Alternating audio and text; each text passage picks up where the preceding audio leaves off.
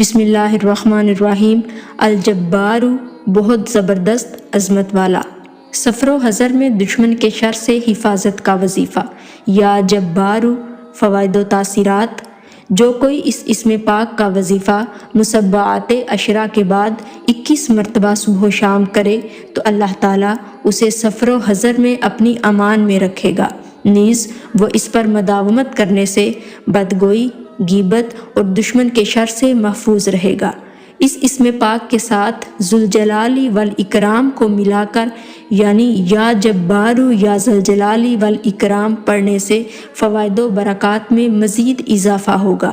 عام معمول میں اول و آخر 11 مرتبہ درود شریف پڑھ کر اس کا ورد 100 مرتبہ روزانہ کریں۔ اس وظیفہ کو حسب ضرورت 11 دن، 40 دن یا اس سے بھی زیادہ عرصہ کے لیے جاری رکھ سکتے ہیں۔ جزاک اللہ خیرا کثیرا۔